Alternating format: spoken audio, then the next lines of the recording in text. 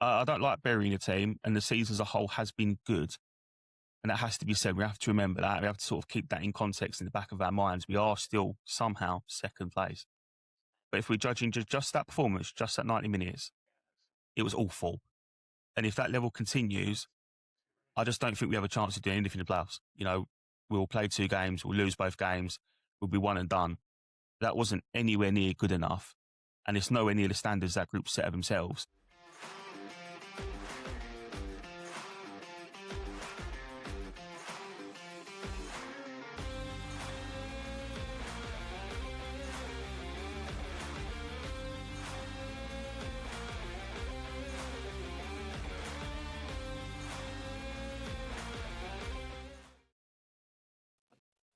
Guys, welcome back to 1885 Show for your West Brom post-match call-down. Now, we're usually pretty positive over here at 1885 Show, but today I think that might be a little bit of a challenge. Before we get into it, just a quick favour from us. If you enjoy the show, make sure to like, subscribe, hit the hype button, and drop your thoughts in the comments as well. There's a lot of talking points in this show, and not all of them particularly positive. Some of them may be a bit controversial, so it'd be good to get everyone else's feedback and let us know what you're all thinking. It massively helps as well just to push the show to more Millwall fans out in your algorithm, the more you engage. So please make sure you're doing that. Right, but let's get into it. Joining me today, I've got Matt and Charlie. How are we, boys? Charlie, I know you're very tired, mate. You got back at what? Was it 2 a.m. you said? Yeah, I got back at 2. The M-Way was having some problems during the about 1 o'clock in the morning, but I would love to have said we won and it was worth it, but it wasn't. I'm glad I went straight to bed, to be fair. I was fuming.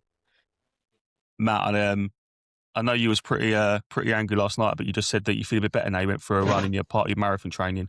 If you haven't sponsored Matt, you haven't donated to Matt yet, we'll get a link in the comments, so make sure you do. But you're feeling a bit better now, right? Nothing like a 5K in the morning clears your head, mate. Definitely. Yeah, I'm a little bit sort of yin and yang this morning as opposed to just yang yesterday. It's tough, isn't it? Because like last night, I was absolutely seething. I couldn't talk to people. I was so angry. And you'll both know, I actually wasn't that bad after Norwich. I was pretty like, you win some, you lose some, that's football. Yesterday really, really bothered me, and we'll get into some of the reasons why. So we'll move swiftly on to our first segment then, which is our analysis.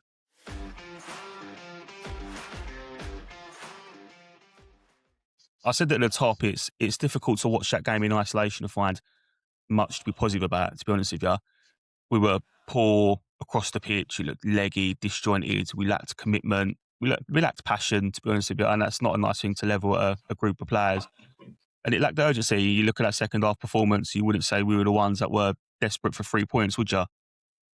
I don't like burying a team, and the season as a whole has been good. And that has to be said. We have to remember that. We have to sort of keep that in context in the back of our minds. We are still somehow second place.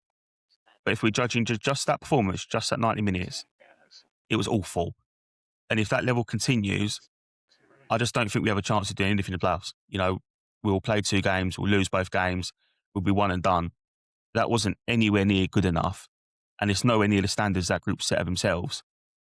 I mean, Matt, I'll go to you, mate, but in my opinion, I think that performance was just pathetic. But am I being a bit harsh here? Well, no, I don't think you are. I personally think from the first half, I mean, we had a crack at them in the first half. I mean, we had more shots than they did. And it seemed to me like in the case of we huffed and we puffed, and exactly right, we just did not find the back of the net in that first half. And then come second half, it's sort of like, well, if we can't, and I think Alex Neil put it right, he said, we can't win this game because we're trying our utmost to score and we didn't. Our objective is then not to lose it. And I think myself, well, I totally agree what he's saying, but you're right. The table doesn't lie. We are in our position where we are. West Brom are in a position where they are. In all retrospect, okay, they changed their manager, so I get that. But we should have the capability to bury that team yesterday. They were poor. They were very poor. But the problem is with us, we always seem to stoop to their level. No one ever comes up to our level to be the better team. We always go down to them. And yeah, I just think there was a lot of tight legs again. All right. 3 games in 7 days, it will take its toll, plus travel. I get that. But that team should be capable of winning that game last night. And it was really, really disappointing, to say the least, that we didn't do it.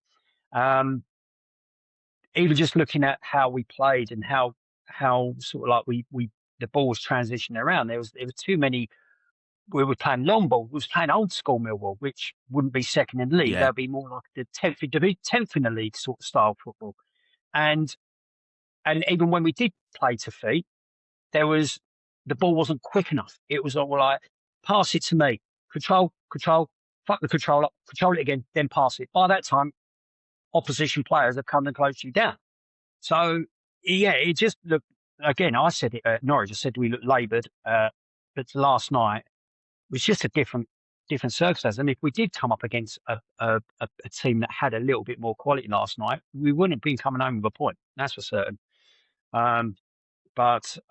Yeah, no, I was disappointed, very disappointed last night, as you rightly said. So I just want to get your thoughts there, mate, because I think Matt touched on it. It was Alex Neil's comments about we went for the win. I'll dispute that a little bit, but fair enough. And then you get to a stage where you're not going to score and then it becomes about not losing. I don't agree, actually. I don't agree with that at all. And for me, there's a degree of like, the point did nothing for us, actually. It didn't really separate us from the chasing pack. It didn't cement us a second and put pressure on.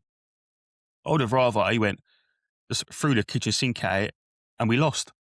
Like, I could have actually accepted that in a weird way that, you know, we've gone through it and we've lost, that's football. But we didn't, and that don't wash with me, mate. But, I mean, so Charlie, first, what's your thoughts on that? And then give me your thoughts on the game in general, mate. I mean, it's such a difficult one because you look at it as a retrospective of like, before the start of the season, my aim was 6th. I didn't even think going for second would have been even a chaseable dream with 4 games to go. So my head is still very leveled, as in I haven't been carried away with the fact we're going up. And I disagree with the point of, you know, obviously being at the game, those last 15 minutes, they could have scored 2-3. They were just coming at us. And by the end of the season, like you said about the chasing pack, that 1 point could be the reason we get 6th or 5th. So I'm going to argue that point is a case of, at this point of the season, a point is actually, it's not the worst result, because at the end of the day, if you would have said to Millwall fans at the start of the season, we're going to get playoffs, we'd all bite your hand off. So yeah, let's look at it at that point of view. I agree with what you're saying. Like, first half, we had all the chances, in all honesty. You know, if Coburn scores that first chance, it's a different game. We go on to win that. You know, Ivanovic has a wonder strike, hits the bar. Negli has a great volley. Keeper tips it past into the top corner. Just that we had all the chances in the first half, and to be fair, it's more or less. I asked for, when I was with Jay yesterday in the ground, and I said, I just hope we don't have a really bad first half like we normally do. And we actually did the opposite. We had a great first half in terms of chances, and we had an absolutely terrible second half, which is normally the opposite. I wouldn't say it was a great first half. I think the first half was better. But I think it was like the first half was we set ourselves such a low bar in the second half that of course the first half was better. I mean, first half in an away type game where you're not going to have the ball, I felt like they didn't create much. They had the ball, they had more control, but everything was coming through us. Everything was falling us to the right places, having the chances. So from a chance point of view, it was a great half. We had Alex Nelson, I think it was like 4 or 5 chances in a different game. We scored those. We're running away with it. You know, there's a few difficult decisions referee made in the game's second half that we'll get on to referee later, because I do want to talk about him. The referee was giving everything to them, but just the second half just felt like it was just push and pull. And again, it got to that point where at this point I was happy to take a point, but you know, in the grand scheme of things, you know, you've obviously lost to Norwich. You want to bounce back with a win. You want to keep the pressure on. At the end of the day, we're second. We got a lot of chasing pack behind us, and yes, we have to rely on everyone else. But again, my thing is obviously just get playoffs at this point. I really don't care for the whole. Like, we should never be. We're in a very false position ourselves in terms of, you know, the football that we play and the style and the actual presence of it. We are in a false position. We're not a better footballing side than Middlesbrough. We're not a better footballing side than Ipswich, but we are a hard-working team, and I think that's why we've come to the point now where everyone's so tired, because it's not a case of how good you are on the ball. It's a case of, have you got another 90 minutes of just running through a brick wall for Alex Neil? I agree. We're not a footballing side better than most of these teams, but I would say after 42 games of the season, if you are sitting in second, you deserve to be there. And maybe that just reflects the fact it's a poor Championship season this year, with like the likes of Leicester struggling and Southampton only sort of coming good last couple of weeks. Sheffield United not been at the races. A lot of the big sides you predict to be up there haven't been. So maybe that's why we maybe don't play like a second place in the league team, but we are. And I don't know. I think for me, there's a degree of, we're saying now that, you know, second's probably gone, get the point, and we're cementing our place in the playoffs almost. If we'd won yesterday, you'd be sitting there saying, you put the pressure on Ipswich, we're almost back in the driving seat for second, and you're feeling really good about the next 4 games. But we didn't. So that's then why it feels different. And that's why I think for me, I would have said, look, just fucking go for it. You know, just go and win the game. Matt, I do want to touch on something you said. You said about people players looking leggy. And it's been said a lot. And I do agree with it. I do think the players do look leggy. But they've just had a 2-week international break. And all right, 3 games of quick succession. It's not easy. I'm not saying it is. I couldn't do it. But I think for me here, there's a degree of Alex Neil has to take some responsibility for this, actually. He's not used the squad well enough, in my opinion, quite frankly. He's not rotated. And the player I'm going to pick on, or I'm going to use to sort of bring this to life, is Christian Kramer. And this isn't about slating Kramer. He's been excellent for us this year. He has. But at the minute, right now, he looks like a shadow of himself. And sending him out again after a poor performance against Norwich, when he looked tired against Norwich, send him out again for another 90, clearly struggled for the whole game, awful first half. I mean, I think his athleticism is kind of what masks some of his deficiencies in other areas of his game. Now he's not an athlete because he's shattered. And you could argue at the minute that's just a bit of a liability out there. And that might sound a bit harsh, but that's just how I saw it yesterday. And you've got other right backs on the bench. And you just think to yourself, why have you not utilised the squad at any point in the running? Why didn't you rest Kramer? You could see he needed it.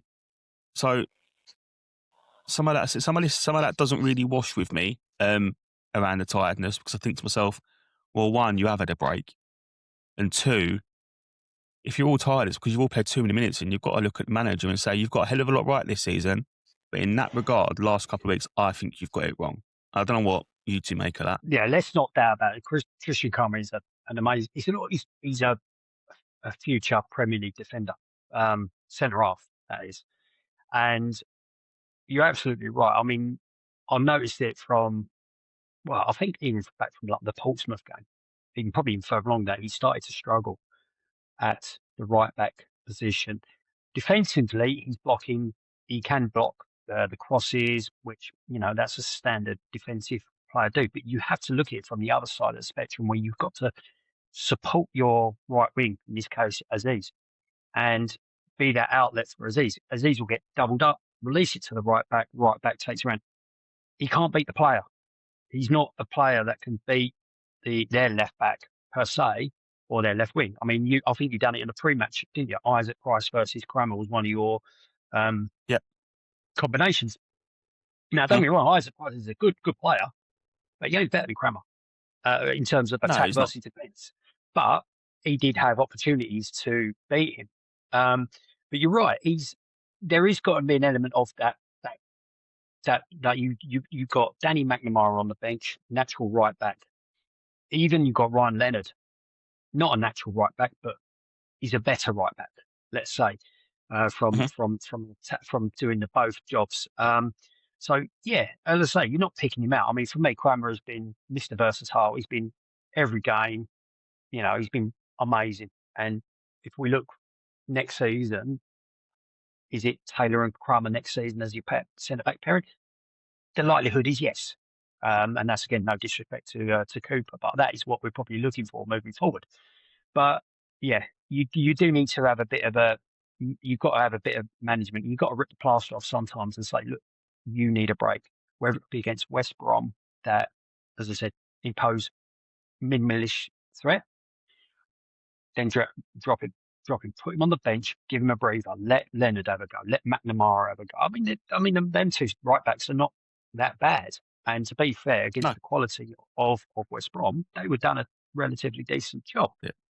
But you're playing. You've got to use your squad wisely, And if you can't use it wisely, then it does fall on the manager and the coaching staff. Now, again, I'm not anti Neil. I think he's amazing, best manager we've had in such a long time.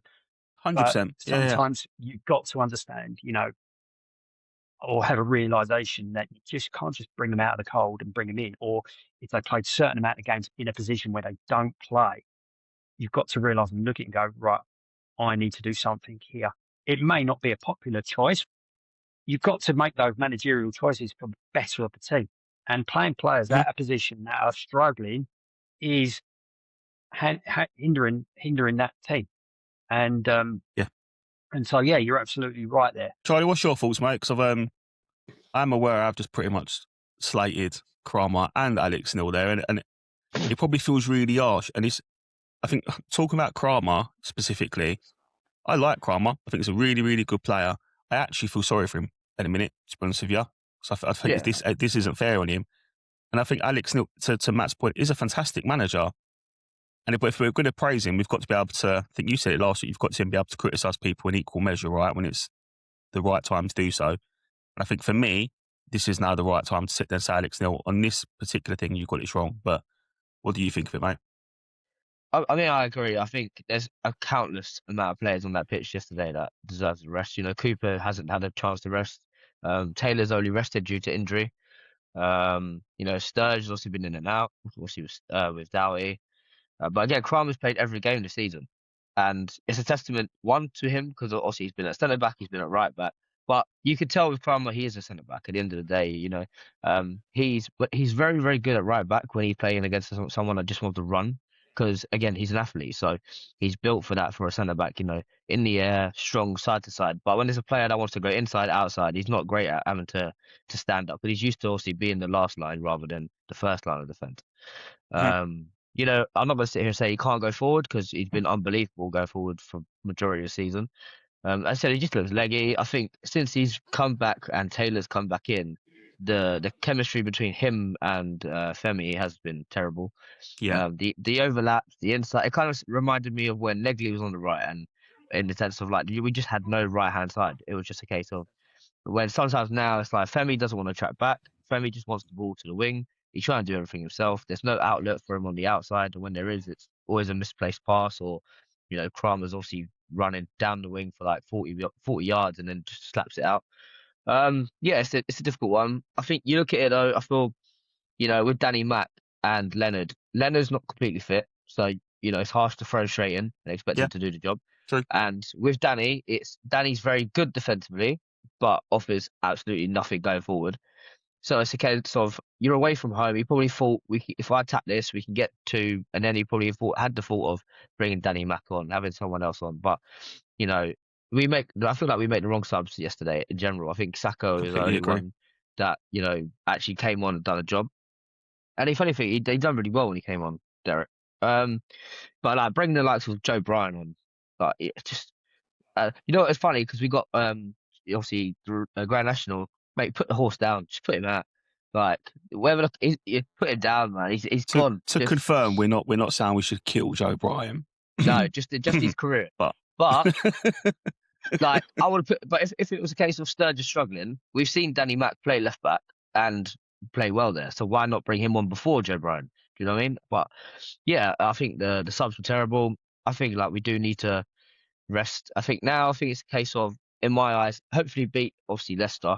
And QPR rather, or one of the two, and then give the lads that need the rest a 2-game period before Oxford, bring them back in, obviously get a win at Oxford, and then obviously have the form going into the playoffs. That's how I would have it. But again, at this point in the league, nothing's for certain, so we have to keep playing our best 11 at this point. But yeah, I just feel like it's the same with defence. You can't really drop anyone in that defence at the moment because there's no one sufficient enough to come in and to be on their level, and that's the problem. I think you see it from the fans, and you'll see it. It's like if we dropped Femi and put Kundu out wide, you're never gonna get anything from where it comes from. Do you know what I mean? You're gonna get a 5 out of 10 at the most. But yeah, I think it's definitely a difficult one. But he definitely got the subs wrong. No, do you know what, mate? I completely agree with everything you said. You've actually segued nicely into what I was going to say next, which was I want both your opinions on this because I might be out on my own with this, but I think for me, yesterday is almost a result of just how poor the January window was, to be honest with you. Look at the 3 signings we made, Bannon, Watson, Patterson. That's not enough. You know, that didn't move the needle in that window at all for me. Bannon hasn't made an impact consistently. I don't think Alex Neil still knows where to play him or how to utilise him to his best. Watson, I'm going to say it, I don't think he's championship level from what I've seen. He struggled second half of the season last year with Sunderland. All right, he come on, scored that goal at Wembley. There's a reason he come off the bench that game, you know, because it was poor second half of that season after ironically he signed for Brighton. Patterson, actually, to be fair, has been really good. Can't criticise Patterson, and I would sign Patterson if we had the option. But to Charlie's point, you look at not being able to rest. That's because there were big issues that weren't addressed. We needed a natural starting quality right back. We arguably don't have one. We have a centre back out there doing a phenomenal job for most of the season, but now he's not. We have a huge lack of depth at centre back, huge, because our only centre back option is playing at right back. We have no real left wing. We tried to address it, we didn't get it right. We have no backup right winger because Femi is the only one, and you can't risk him. You can't take him out because who else goes in? We have a midfield that, in my opinion, lacks power and athleticism. And we obviously tried to address that with Fana. Went for it too late, didn't get it over the line for whatever reason. We failed to land a striker again. And I think for me, that's arguably the worst one because we wanted one in the summer and it fell through. So the club clearly addressed it as a position of need. They clearly recognised that. And then in the January, seemingly didn't even go in for a striker. That for me is baffling. You know, there's some clear problems there that weren't fixed in this squad. How Alex Neil's got them to where they are is a miracle in many ways. But if this season does fall short, which the way it's going, it will, I think a large part of that will come down to the job that got done from Gallon, the recruitment team, in January. And that has to be a large part of the conversation. And you're probably thinking, it's easy to say in hindsight. It didn't take hindsight. We could all see it in January, right? I had this conversation in January and said this window isn't good enough. It was piss poor at the time. It's piss poor now. But again, am I being ridiculously harsh? Am I just upset still because we lost or we drew yesterday? Or do you both agree? Or do you think I'm upset? Do you think I'm just talking nonsense? I don't know. It's a difficult one, isn't it? It's a case of you're looking at it in the case of probably before the season. I said, you know, playoffs is obviously the aim. It's all good sitting here looking at second place and saying if we had this player or if we had someone doing this and that, but we don't. And ultimately, every team's probably sitting there saying they need a striker, need a winger, need a left back, need a whatever. You know, even like Middlesbrough, they're up there with us, and they're saying the same thing. They're like, only if we had a striker. So it's a difficult one. We just, I feel like we didn't recruit well in the summer. You know, obviously we didn't recruit well enough in January, and it's come back to bite us. And you know, I just look at the squad. It's like I feel like yesterday's bench was one of the poorest benches we've had, and we were going through it, and I looked at it and I thought, who's gonna make an impact on that bench?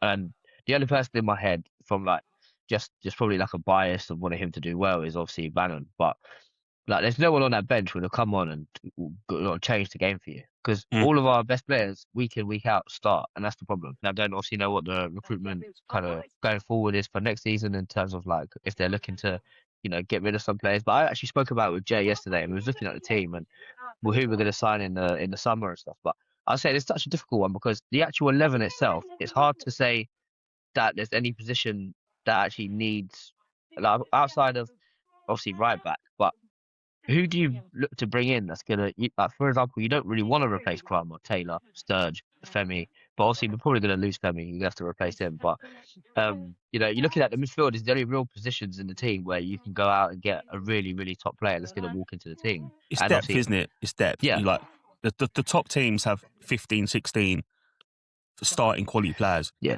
We arguably have like 10. Yeah. Well, that's the thing. You look at Ipswich when we play them. They had Jack Clark. Exactly. It's not working. Yeah, they'll bring on Philogene. Then they'll bring on like you know they got Chupa Akpom, who at one point in the season was scoring 30 goals in this league. And I do get it from a club point of view. Like we are over exceeding, and it's hard to sit here because looking probably back in January, you're probably thinking, are we going to maintain what we're doing? Are we going to fall off? But we've obviously kept going now to the last 4 games of the season. I still think getting playoffs is a really, really good. And I think it's an overlook, isn't it? Like you look at getting second because we've been in and around it for so long now, it's become the aim and expectation. But ultimately, it's not. Our season, our 5-year plan and everything else is still to get playoffs. And, there's no reason to why we still can't win the playoffs, regardless if we don't get second. No, I agree. But Matt, I mean, before we move on to our next segment, because Charlie, you have sort of touched on some of it, but do you think I'm being harsh on January? Or do you agree? No, I don't think so. I mean, the transfer window is it's a hard thing for all clubs, really. I mean, it's sort of like trying to move a house, isn't it? When you got to wait for somebody else to move out of one house, like a chain, for example, to get someone in. But I think we were the introductions that we had. You're right, Patterson. Well, come on, we had Bender. So that was a given that we had to get him in. So that was a massive. I still, and I'm a big fan, massive coup. And again, weren't for him yesterday, we would have lost. Just putting it out there. But Bannon, and do you know what? I think the hype around Bannon coming or leaving Sheffield probably overshadowed everything in what we were trying to do. We was aiming to get him. He was coming, but he wanted to wait. And it's actually quite funny because last night's game, I actually said to myself, I went, this is a Barry Bannon game. This is a Barry Bannon type of game where in that midfield, he would have bossed it, absolutely bossed it, in my opinion, with Negley. But, that was my personal opinion. But Watson, I mean, not to dig the lad out. You're right. He's pretty poor. 19 still. Let's just put it like that. He's still a young lad. And he hadn't played any games for Sunderland before he joined us. So that will have had the impact. He didn't turn up fit. No, 100%. So, he's a lot for the boy to take on board. But it's sort of like you need someone to put their arm around him and just say, look, you're quality. Your quality. We're not even supporting him, though, in all fairness. When he does come on, we're putting him into the types of game where we're saying, right, we're actually under the cosh for the next 10 minutes, go and try and do something. We're not actually bringing him on when we're in the actual pomp of the game. We're basically bringing him on to say, take the game by the scruff of the neck. And when no one else is pressing, no one else is getting forward. He actually had a few chances yesterday at the back post, but obviously wasn't just got blocked or the defender got there first. But I feel like he hasn't actually had. I would have played him over Ballo from the start because for me, he offers. I feel like if we're going to go give him the chance, say, here we go. Like I feel like the first half he would have been the chance that Ballo was in and positioned. I feel like he probably would have thrived in those positions, but I don't feel like he's had a chance. No, I agree. And so going back to what we were talking about the January, I think on the other side of the coin, we look at the players that actually went as well in January. Let's go from, he's injured, but Kamal Grant, for example. Now, he's a good young, up and coming centre half / makeshift right back. So you had him as sort of like in the depths. And I know Millwall want to push him out to get him first team football. Went to Blackpool, unfortunately, horrible injury. That's his season done. Who did we take out? I'm going to say it. Harding left. Yeah. Well, I was going to say Maku for starters. I mean, again, would you throw Maku onto that game last night? Most probably. Pace, strength, go at him. Perfect game for a Maku. All right, I don't know what he's doing. I don't think he's doing much at Oxford either now. I don't think he's got a knock or something. No, he's not there even. Yeah. No. Harding, again, I mean, I'm maybe, exactly. But that's back up again, centre half, right back. So we took two makeshift backup defensive players out of there. And then there's a third one as well, is the exciting young AJ Matthews, which, again, had a lot of hype about the lad. Can't even play for Leyton Orient now. So, but he showed promise and glimpses. So, did we extract more away from the club in January as opposed to bringing it in? Probably. And we just didn't probably refill it with either Aloni. Now, I was I remember back in January when we was looking at centre midfielders, and I laughed and I made a point of that we should have gone in for Alex Oxlade-Chamberlain because he was on a threat, and everyone was like, no, he won't come in. I would have had him. I think he would have been an ultimate ball player in that middle of the park that we all keep raving. 6 months. What could he do for us? Probably do a lot. You know, if Sheffield United can recruit someone like Calvin Phillips down, we had a freebie waiting who was actually fit because he was training at Shenley with the Yeah, Arsenal. Now he's gone yeah, to Celtic. Now Celtic. My views on Scottish Premiership versus Championship is very biased in terms of I think the Championship is a lot stronger, but he it would have is. shown some quality. He would have shown his true potential to be on that pitch, and that's where I was thinking, come on, if we want to gamble, let's gamble on him. All right, wages is probably going to be the biggest thing, but for 6 months, what can you do? Show me what you can do. That's all I was asking. But yeah, I think we were light in January, and now he's probably proving his point now that we look at that bench as you rightly said, Charlie, uninspiring with barring probably about 2 or 3. Yeah, do you know what, mate? And on that, let's move into our next segment. Then, so let's go into the start 11 and the bench.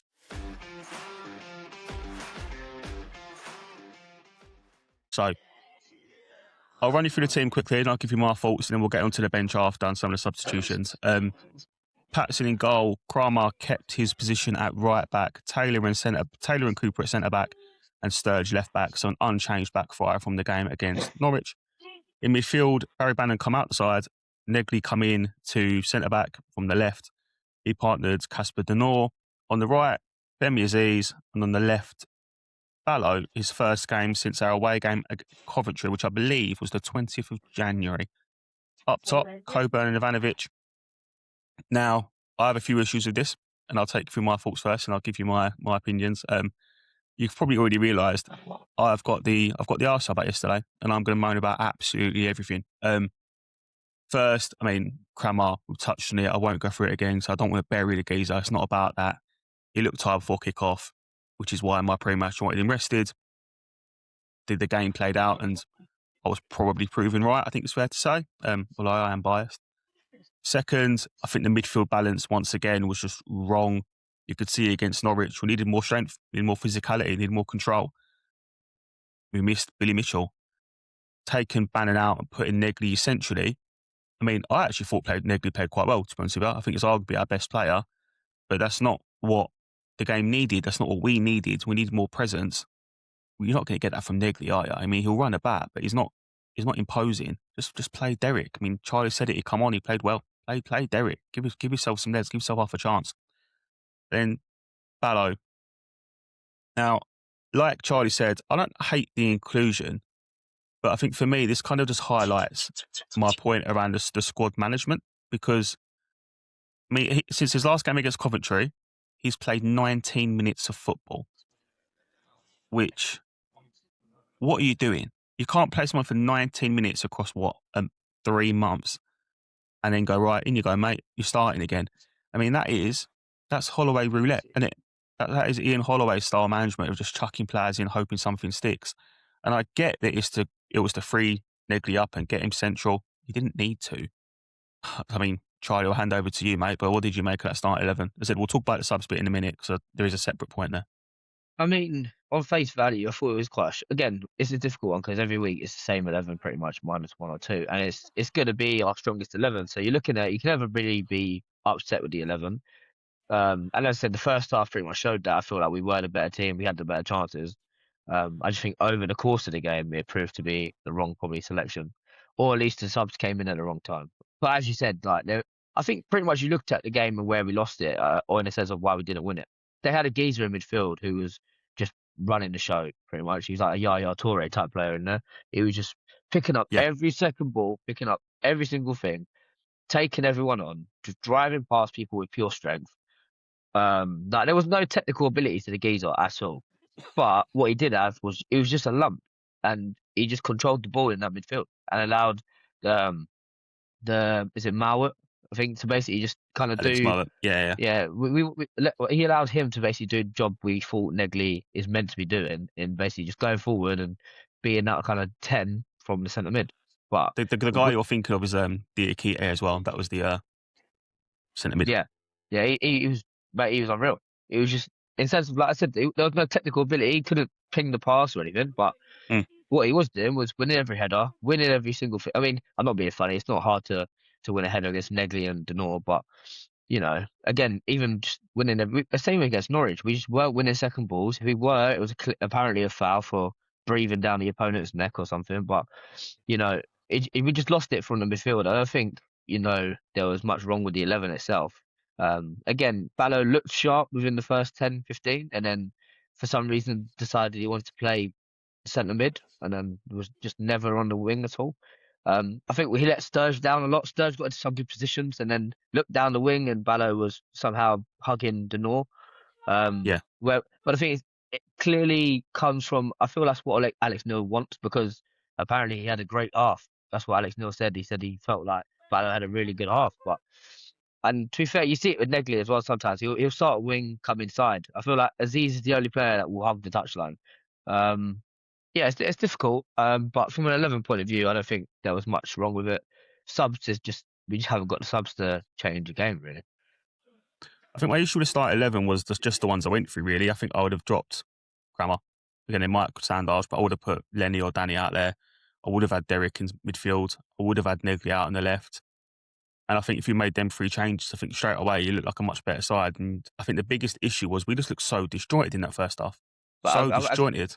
I also think that you're looking at that from hindsight, because we could easily Kramer could have easily had a usual I'm on game. camera before the game saying that'd be my start 11 side.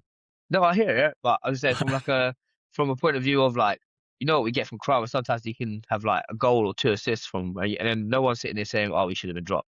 So it's a case of, we look back at it now, he's had a mediocre performance, and we should have said, yeah, he should have been dropped. But if you look at it, and we ask every single one of us Millwall fans to pick an 11 if they're fully fit, you're not dropping him. Let's be real. No, I completely agree. My argument is he's not fully fit. No, I know. And that's where, again, and this isn't anti-Crammer. Only Alex Neil knows the fitness of the players, and ultimately the players themselves, So it's down to Alex Neil to pick the team. But if he feels Crammer's fit, and Crammer's obviously telling him, I feel fine, because if he was telling him I'm leggy, then he's not going to play him, is he? So you would like to not think so, but he has been. Yeah. So I honestly, I think there's a degree for me here of Crammer and Aziz, as good as they are, they're not undroppable. No, and it feels like, maybe from Alex Neil's point of view, he almost sees them as undroppable. I just don't agree. I feel like, I go the opposite. I think they are undroppable only from a point of view of there's no one that's coming in for him. Well, if there was someone, different argument, but yeah, I would agree with that. They're not undroppable in terms of how they're playing, but in terms of who's going to come in. I don't think you drop Aziz and you're going to get anything better from anyone else that's going to come into the position. So you take the chance that he's going to pull out a worldie of a cross, or change a game in one shot. So that's the difference. I think they're undroppable from a point of view of we just haven't got anyone to come in and cover them. No, I agree with that, actually, it's fair. Yeah, I think you're right there. Matt, what's your thoughts on start 11, mate? Would you have changed anything, or do you think you got it right? Well, it was an eye-opener when I first saw it with Ballo. That's for certain. I mean, the only thing I could think of when I saw that team was that we were just going to be pumping crosses in the middle of the pot. Now, Negley, for me, again, in your my opinion, he's my player of the year. He's my player of the year because he's Mr. Versatile. He's played every position apart from goalkeeper, I think, at this rate. But and he's tried, and he's not moaned about it. He's just cracked on. So for me, there's my vote. But he didn't do too badly in that middle. But again, the thing about football, we've probably all played it, or we've done a lot with it. You win games by having little partnerships and trios. If you keep on mixing up your partnerships, you ain't going to build that trust with your teammate. You ain't going to know their quirks. You ain't going to know their strengths, their weaknesses, what they want you to do, what you want them to do for you. And to have Sturge, and I do feel, I thought he weren't bad yesterday, Sturge, personally, and he carted him off. I mean, it must have been. Yeah, I thought he played all right. Yeah. And I was a bit, that was my, bloody hell, what you're doing, sort of set up substitution. We'll go on to in a second. But he's had the partnership of Negley more than any other time this season to build on it.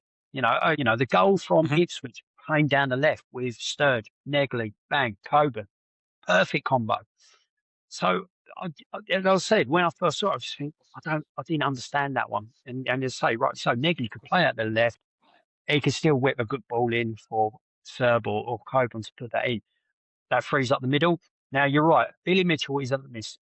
He's a miss. Not and it's a shame. I would say the massive one of our team shouldn't be relying on the fact that Billy Mitchell ain't playing. But we've got a talented individual in Del Boy, Derek Sacco. Now I would have started him with Casper, and then and as I say, then I would have put Bannon on, and I'll think that, and then we'll talk about subs. The changes had to be made post Norwich, definitely. The formation had to be two up top, which was rightly so. The Serb deserved his start from scoring a goal.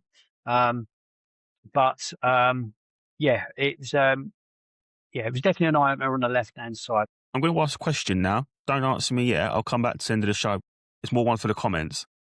Can either of you remember the last time Femi Aziz got a goal or assist and who it was against? So don't answer me yet. I'll come back to the end of the show and don't cheat.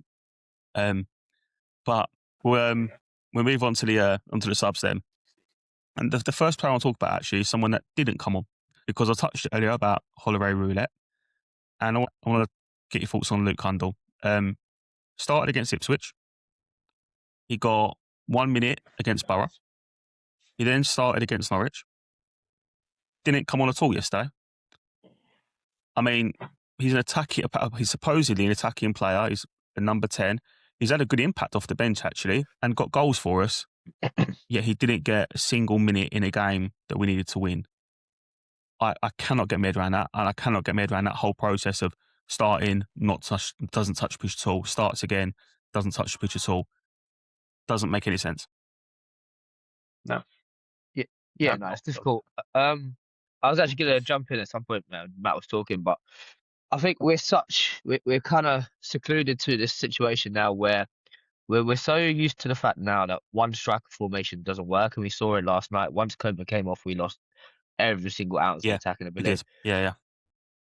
But it's a case of like, we would love to see Derek in that holding midfield role and having Casper and Bannon or Casper and Kundal who can actually ball play and actually allow that midfield to run in terms of ball playing. We would love to see it, but the problem, we won't do it because we can't play a one up front. So we would never see a three in midfield because we cannot afford forget the 10, as in having one holding, two box to boxes. Yeah. We will never do that because we cannot do it one up top. Ivanovic can't play one up top. Coburn can, but it will only be a chance of like, we have to create something, otherwise he's out of the game. So again, like last night, for example, I would have said, what if you're going to take off Coburn, why not put Derek in there instead of bringing Langstaff? Well, if this is an attacking point of view, you would take that situation, take Langstaff out of it, put Kundal or Bannon into that midfield role, make it a free, and have Femi on the wing, have Watson wide, and have Ivanovic obviously trying to get those chances.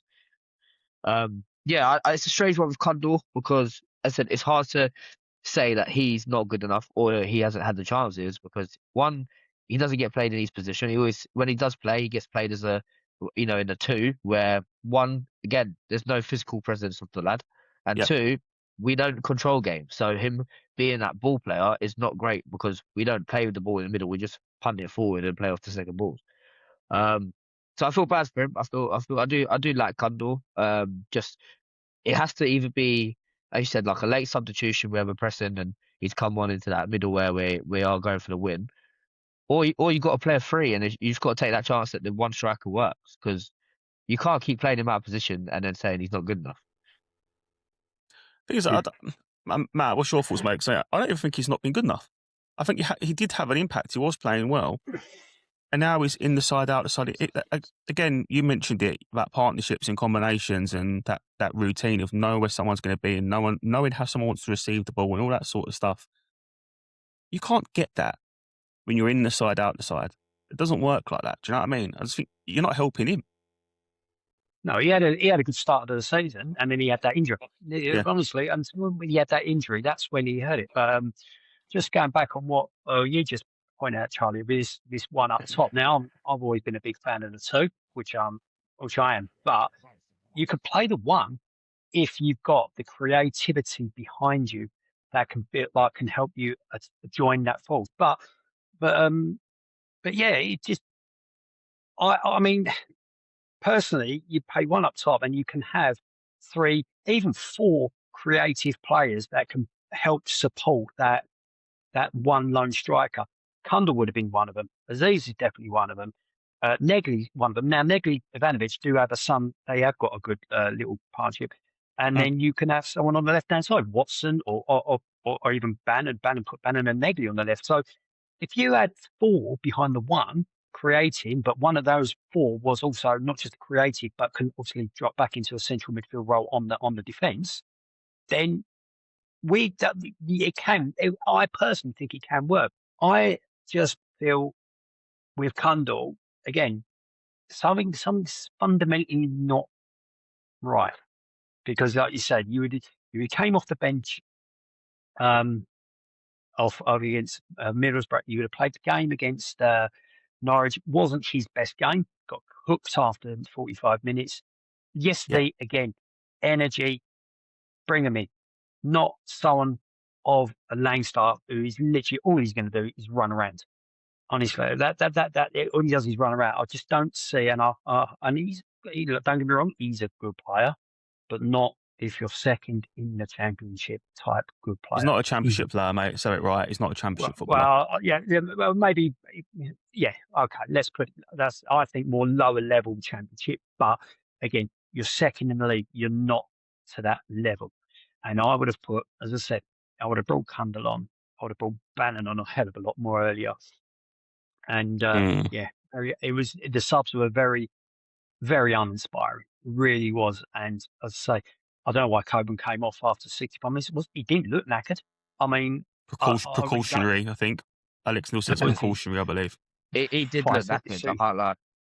Oh, okay, maybe it's just his demeanour that he comes across. But okay, fine. If he's taken a knock, I get that. I understand. But then you play to serve strength.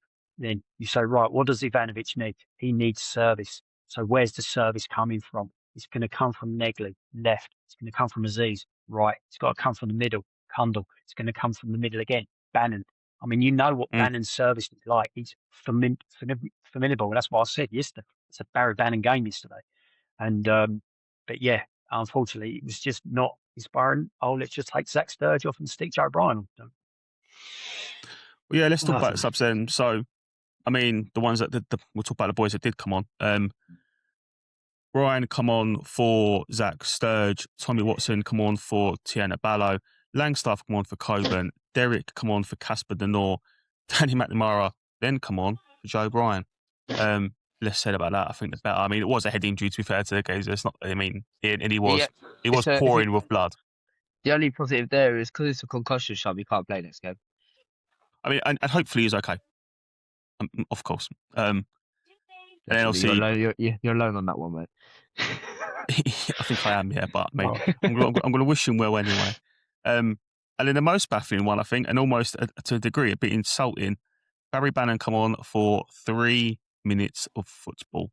I think the personnel that he brought on, when he brought them on, was all wrong. And again, it's actually to Charles' point. I think this is easy in hindsight. And actually looking at the bench, I don't know what I would have done differently other than maybe Kundal. But if you look at that bench, it's not much, there's not really any goals. There's no creativity.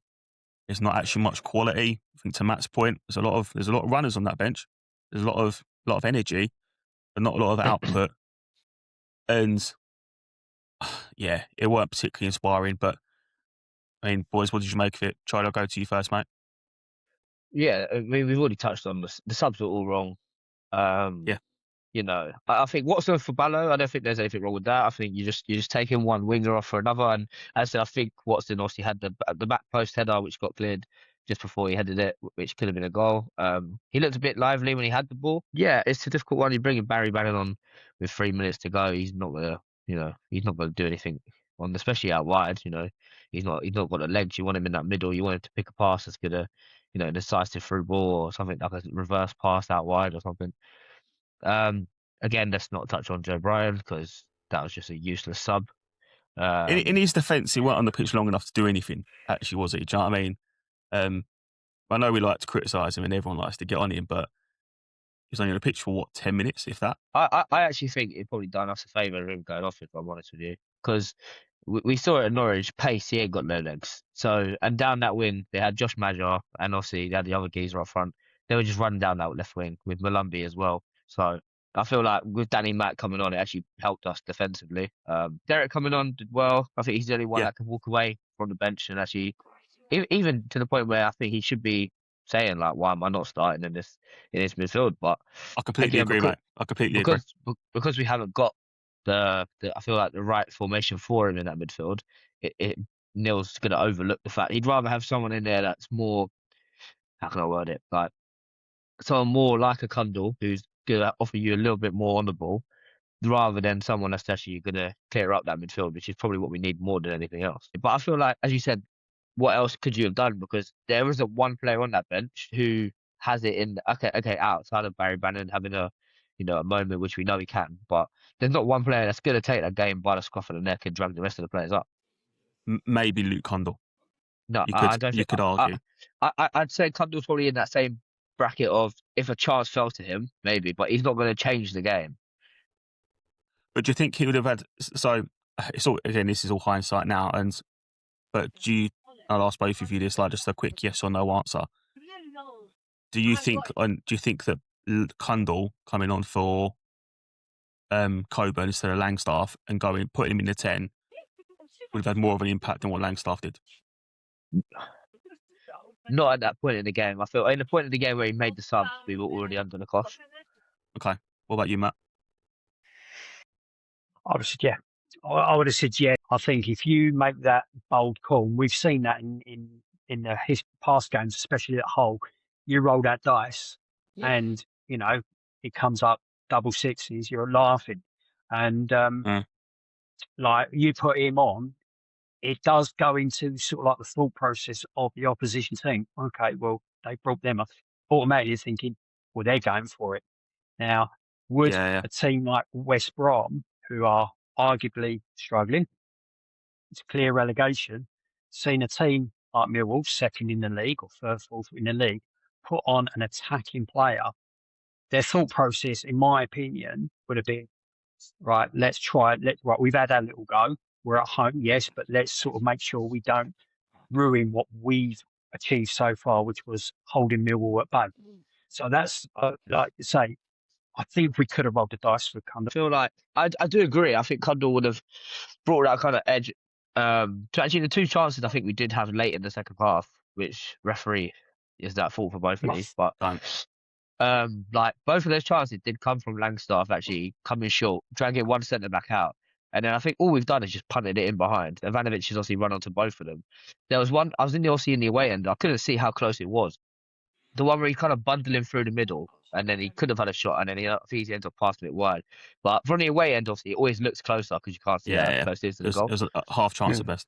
But both chances, I think, came from just having that someone pocketing or bringing that centre back forward, and then us getting over the top and actually having someone running onto it. But as I said, Kundal probably could have been more of a, maybe made the centre back think more, because realistically, you're going to probably think Kundal's got more ability in him than Langstaff to bring that ball down and create something. So he might have been able to drag the centre back out, but I don't know. It's all hindsight. It's all great to sit here and say what could have been, but yeah, we've seen it at times as well where Kundal's come on and done nothing. So it's all hindsight. True.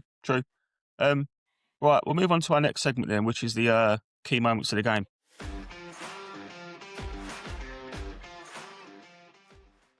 This is normally the longest segment of a show. I don't think it will be today. I think this could be the shortest. So the game starts really, really slowly. I think, to be honest with you, I mean, Charlie was there and we'll get his thoughts on it, but we just lacked quality, I think, in the midfield, and we definitely lacked control. Rich have something to see, like 60% of the ball. So they are far and away in control of that game, which isn't something you really want to see when you're wanting to go and impose yourselves on a side that's battling relegation. The first chance of the game comes in the 10th minute. Daryl DK heads over for West Brom from a header from not too far out, a bit of a higher one, so not exactly a great chance, but we kind of get away with that a little bit. One of the things we highlight before the game is West Brom are actually quite good in the air. 16th minute is the chance of the game, if we're being completely honest with you. Josh Coburn misses a huge chance from 6 yards. I don't quite know how he's missed. He's been excellent last couple of weeks, but they are the chances that we look at Josh Coburn. We think he has that in his locker. He can miss some absolute sitters, and unfortunately for him and unfortunately for us, it proved costly in the end. I didn't quite get the exact minute of it, but we've touched on it already. Ivanovic hits the bar from, must be 25, 30 yards out, sort of on the turn. It's a great effort, to be fair. And he's desperately lucky. It sort of crashes the bottom of the bar and bounces down rather than bounces in. A bit similar to Ipswich in some ways. We probably do have the better chances in that first half. I think Ballo beats his man a couple of times. We probably have more threat on the ball, but we just lacked control. I think that for me again, that's kind of where I was a bit concerned. I mean, boys, have I missed anything in that first half? And give me your thoughts. I think the only other chance you'd have is Negley's volley, which got tipped from the top corner. Yeah, great. But I actually think on the reflection of the game, I don't think outside of the set pieces, West Brom actually would have. They weren't actually like having chance in terms of clear chances. No. So I actually think the counter press, as I said, all of our chances came from winning the ball, Negley receiving it in the middle, and basically deciding whether to go left or right with it. So all of our chances came from counters or winning the ball from a second ball. Like the Ivanovic shot came from obviously winning the ball from someone. It kind of bounced up with him and he just hit it. It looked so slow motion as well. It just kept going for ages and then it just hit the bar. It's like, I just feel like it was the way the game was going, but I think it suited us the way that game was going. I feel like we were getting chance after chance, and with the Coburn one as well. I think if it's more central in the goal, it'll go in. I think he's so close to that near post where he almost has to open up the whole of his body to basically guide it in. So it's not as an easy chance as it is. You look at it from a point of view of it's right at the near post. So it's like it either has to go straight or he's got to really open up that body. And the way it comes in, it does flash it in, but it just hits his instep. That's the wrong way, doesn't it? Yeah, that's what I'm saying. So it is a difficult one. So, but obviously you expect him to score it, just in terms of it's not as it's slow, it's rolling towards him, he has to tap it in. It is quite fizzed at him at an angle where he has to really open up his body to obviously guide it into that near post. Matt, what was your thoughts on that first half, mate? Well, as I said, we went at them. They didn't trouble Patterson at all in that first half, really, of major threat. I mean, the only wobble Patterson had was the miscommunication with Cooper, with DK stepping between them. That was the only sort of glaring worry that we had, and even that was like 15, 20 yards wide of the goal. So there was nothing of an opposing threat that they provided for us. And like I say, it was for opportunity wise, it was ours that had the greatest one. But like I said at the beginning of the show, like I feel like we just tried, and by the time half time came in, we just went, "What can we do? I don't think it's happening. It's not our day today." That's what I feel. But it was a cracking strike by the Serb. Brilliant. I mean, he has got that in him. But definitely loves it. He can crack them. Just want to see more of them. To be fair, I don't know where the negatives was. I mean, it was a good save regardless from Max O'Leary. I don't know where that was going just wide. Yeah, he was going wide. But from that side, Coburn's miss. You're right. He said he's. We've seen that last season. He's got that in his locker. He will miss from 2-3 yards, and I'm not going to knock him. He's been really good for us lately. So, and then I think was there one. I'll say Ballo went through, stumbled a little bit. In fact, Ballo actually got pulled on that, and I was thinking, should he have gone down? But then, as you've highlighted, Charlie, that referee, he was the most consistent goal referee I've seen. If he would have went down, it would have been a pen. But in a sense of like, it should have been a pen, but we don't get. We wouldn't have got it. But it was I was shouting for him just to go down, but he looked like. I mean, the lad, he done the both centre halves, and the centre half literally pushed him, and I think that put him off balance. Subsequently, he towed it wide. So. Look, we had the opportunities in that first half, and we just didn't capitalise really. Nah, and as I said, the first half was poor. The second half was actually even worse. We had an effort in the 53rd minute from Zach Sturge. Bit of a P roll, goes wide of the goal. Nothing really to talk about there. Ivanovic's shot from the edge of the area. Again, sort of straight at the goalkeeper. Nothing really much to write home about. Tommy Watson comes on and has an effort. Well, he nearly has an effort. He gets into the back post. I think it's Langstaff sort of hooks it in, or even Ivanovic, can't quite remember. hooks it back into the box, and Watson's at the far post. Defender gets there first, puts it out for a corner, and somehow gets a free kick for it. It is awful refereeing. Everything Awful. was a free kick. Everything, and Yeah, then nothing to us. Nothing to us. Everything was to them. Like every single foul was pretty much the softest foul, and then you'll see Femi or you'll see Kramer get dragged every single way possible, and he's like, "No, play on, play on." And then Femi, when he gets booked, actually gets fouled to the point where he's then stumbling into the challenge. Doesn't get the free kick, but then gets booked. Obviously, it is a foul for them, but the foul was 2-3 fouls beforehand. So, of course it was. but that Ivanovic one, honestly, the head loss in the crowd was severe.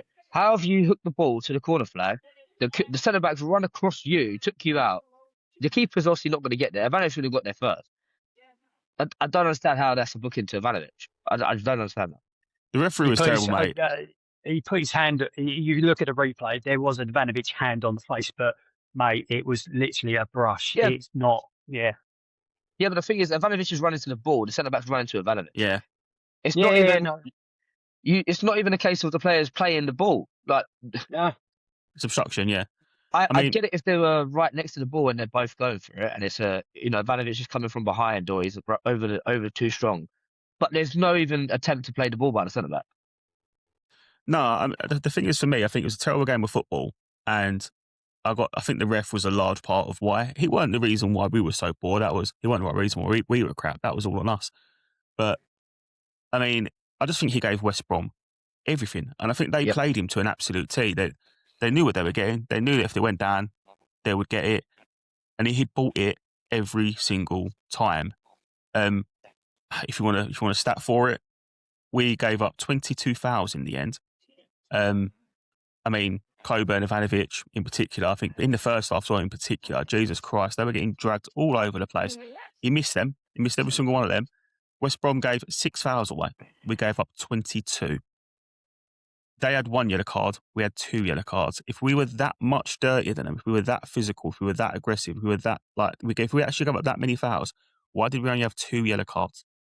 Half of them weren't fouls. Exactly, mate. Exactly. Most weren't fouls at all. He is, in my opinion, the perfect example of how piss poor referees are in this league, because he just impacted the game generally. He didn't do anything horrifically wrong. Like, he didn't give, in the sense of, he didn't send some of the one red cards. He didn't Sturge the other week. He didn't not give us a penalty. That was a clear cut penalty.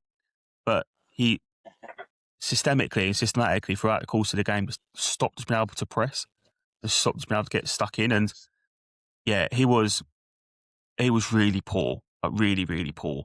And that's the thing. It suited their game more, especially because, for us, every time we had the ball, we either got given a foul for trying to beat your man, or we obviously just didn't do nothing with it. But we don't have the ball enough to obviously try and create chances.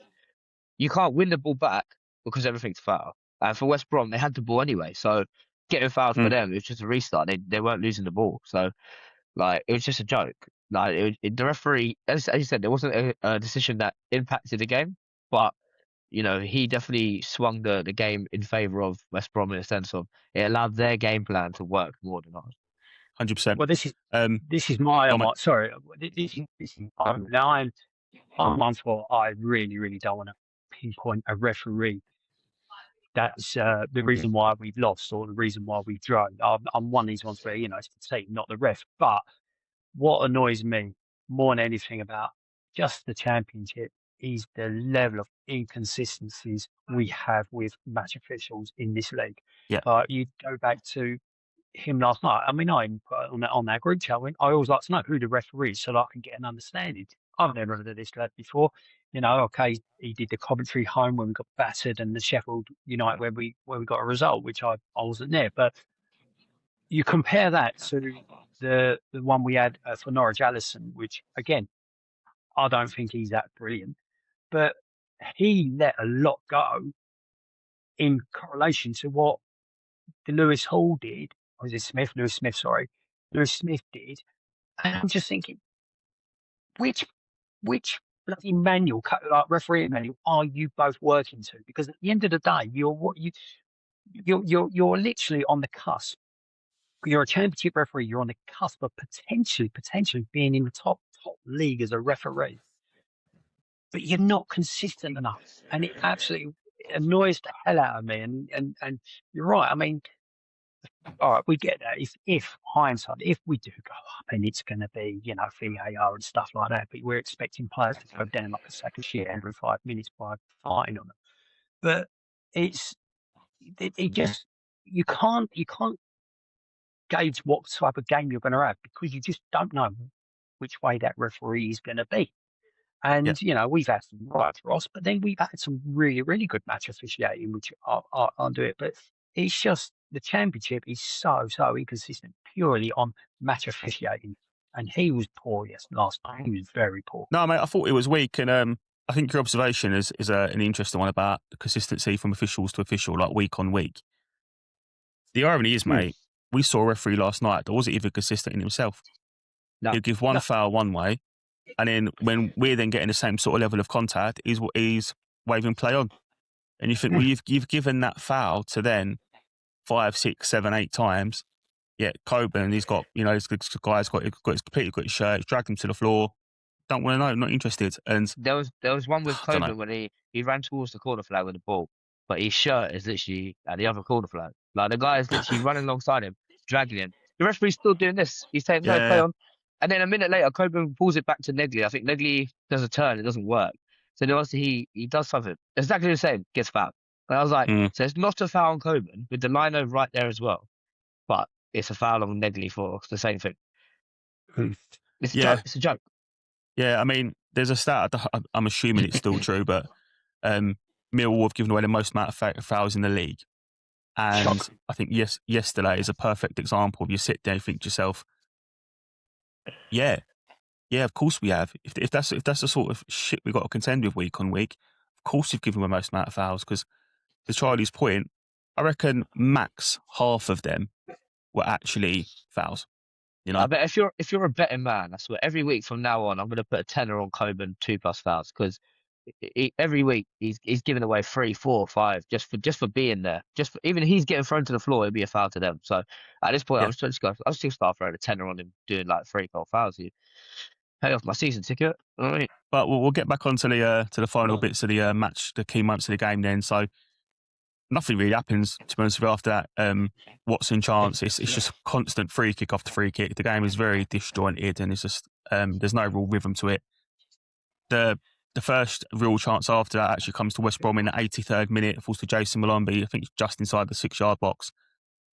Patterson gets out really quickly, sort of smothers it. It's a fantastic save. It's a fantastic save. I think it is his legs, but a perfect example of being quick off your line and making yourself big. And I won't steal Matt's moment because we won't talk about goalkeepers and this particular save, but it's a first class save. From that they get a corner, ball goes in. Diakite, who actually was very good for West Brom, header at the fast post, sort of leaning back, heads it wide, arguably should score. And they were the last real chances of the game. I think Ivanovic had a chance half chance, had a shot in the 98th minute. But other than that, nothing really to write home about. But Matt, talk to about that save, mate. Yeah. Do you know what? Those are the saves that I love more than the clutching it out of top corner, because you're absolutely right. The fact that the lad was on his own in the 6-yard and the quick reactions of what Patterson did, down, low, arm spread, leg spread, made himself big. Brilliant. That is technically a fantastic save because he done everything correct. And as I said, big fan of him, massive fan of him. And he saved us dropping points in terms of 3 of them. And no, it was a very, very good save. And he knew it because of course, it's one thing what goalkeepers do is, especially younger ones, once they've made a good save, they have a smile on their face. They know, like, yeah, I've done it. There's a bit of arrogance kick in, and the camera panned to him, and he had the biggest, cheesiest grin on his face, knowing full well that he's just pulled off a bloody good save. So, yeah, no, unbelievable, brilliant. And I think, great addition to him. And it's another clean out for him. So that's a confidence boost for him as well. But yeah, no, really good save, mate. Really good.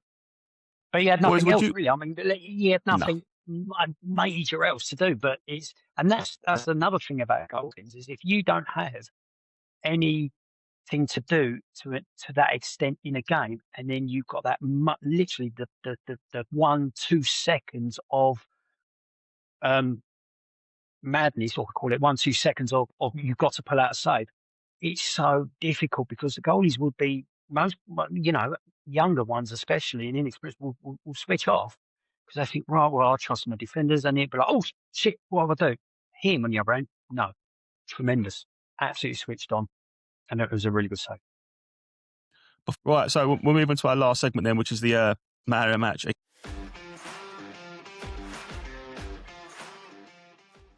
Again, this could be quite a short one because I don't think there's going to be a million names that put themselves in the in contention for it. It's only one for me, but Charlie, I'll go to you first, mate. Who was your man of the match yesterday? Negley. He's just, I can't, again, it's a hard one because he hasn't had a great game in terms of, I don't think anyone had a great enough game to take over, to be fair. But yeah, I think it's Negley or even Caleb Taylor. I think Caleb Taylor had a really good game. He struggled mainly the first 20 minutes with that Dyke, DK, whatever his name is. DK, yeah. Yeah, but after that, I don't think he had a run. Taylor won everything. So I'd say, obviously going back to Hawthorns as well, I think it's in between Negley and for Taylor, but I'd give it to Negley just because I feel like he influenced the game for us in the most out of everyone. Matt, who's your man of the match, mate? Do you know what you took the words? Yeah, I was going to say Negley, but then I was going to put a special mention for Caleb Taylor as well. I thought he didn't have much really wrong. He didn't put too much wrong. I was like goalkeeper you and Patterson for the save, but that's literally for the save. John, mate, he's got a clean sweep then because I'm going Camille Negley as well. I don't, to Tyler's point, I don't think he was fantastic, but he was the only one that weren't piss poor. So, and Joe, actually, that's probably a bit harsh. I don't think Caleb Taylor was that bad. I think Patterson didn't do much wrong. I actually don't think Sturridge played that badly, but in terms of people playing well, I think he's probably the only one that could walk off that pitch and say, I played well yesterday.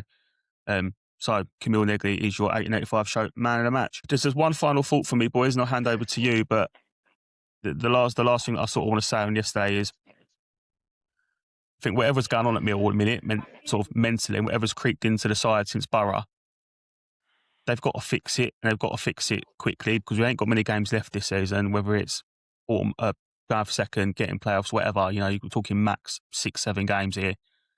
And our mentality since that Middlesbrough game seems to have just fell off a cliff, and something seems to have crept into the group. I'm not really sure quite what's happened there. But I think it's realistic to say that we might not get this opportunity again. We might not get another opportunity again to get second. It's tough to get out of this league, hence why we haven't ever done it once. And Alex Neil said the other day against Middlesbrough that this side's got bottle. That was his words. Well, boys, fucking show us it, yeah? Show us it. Prove it. Because you ain't got long to prove it. But you have still got a chance, and do it. You know, fix what you've got to fix. Have a look at yourselves. Switch on for the next 4 games and sort it out. But boys, anything else from you before I hand up or sort of before I sign out? No, I think you covered it. I think, like you said, just keep doing what you're doing. 4 games to rectify the last 2. You know, let's go in. If we aren't going to get second, let's go into the playoffs in form. Let's not fear anyone in the playoffs. Let's go at them and let's play the Mill way that we have up until, recent games. That's all I can say. Matt, anything from yourself, mate? Right. The beginning of the season, I predicted us to finish 4th.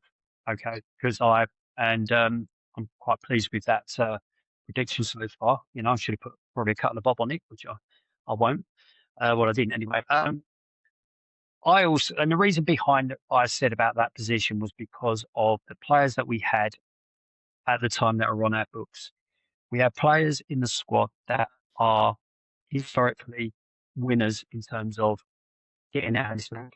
We had Doherty, we have Smallbone, we had Luongo, Joe Bryan to a lesser extent, but he did score, and Patterson, and that we've moved on Patterson. So I was thinking really confidently, I went, do you know what? We've got players that know how to get out of this league.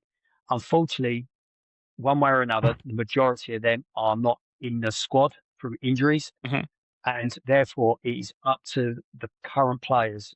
And I hate that word bottle. I really, really don't like that word bottle, but it is right. Have to show it and have to actually listen to what these players that I say are not playing with us now and listen to them and find out how the hell can we get out of this league? What is the work rate? What is the effort? And listen to them. But if we do get in the playoffs, I do worry. I really, really do worry. If we don't get out of this league this season, I worry even more. And there would be a case of we would have to rely on the Alex Neil factor of keeping players or attracting players that would take us to the next level. But yeah, we just need to rally round now. You know, sit down Monday morning at the office at the training ground and just have a open conversation. And the manager and the coaching staff and the experienced players that have got out of this league say to us, right, guys, this is what we need to do. And everyone has just got to rally around. We need to get these players that are on the cusp of being fit, get them fitter, get them ready, you know, and yeah, just really show QPR again. Hopefully QPR are on their proverbial beach, which would be nice. And yeah, let's just go out there and show them. And we are on TV again. Show the cameras, show Sky, show the outer public that we're not there by fluke. We are there because we are Millwall Football Club. We are second, third at the moment, and we deserve to be there. And we deserve to be there. And we make that statement. We make that bold statement again. And we make it against QPR. Then we make it against Leicester. And we make it against Stoke. And we definitely make it against Oxford. Make those statements and tell them that we are not here just to make up the numbers. We are here based on merit. No, I completely agree, mate. Completely agree. But as you said, we've got 4 games to do it, and hopefully we can make it a season to remember. But before I get into my outro, it's a quick question for you two. As it is question I asked earlier in the show, when was his last goal or assist? Who was it against? Either of you remember? Birmingham. What, goal or assist? Well, I would assume Goal, the definitely. Weldy. That was his last goal, yeah. His last assist, Blackburn. Yeah. Oh, yeah. The Kundal goal. It felt longer in my head than that. So when I saw it, I was surprised. But that's been your 8 and 85 show post-match cool-down. Let's hope the results go away this weekend. They're not so far, but hopefully by the time this is uploaded, we are still somehow in second. If you've enjoyed the show and you've enjoyed reliving last night's performance, fair play, you probably need help. But if you appreciate the content, you appreciate our analysis, make sure to like, subscribe, get involved in the comments. If you think we've been too harsh, tell us. If you think we've not been harsh enough, again, get yourselves down in the comments, let us know what you think. How do you guys feel about January? Do you not agree that we should manage the squad better at times this year? Let us know your thoughts. This has been the 8 and 85 show. We'll see you on the next one.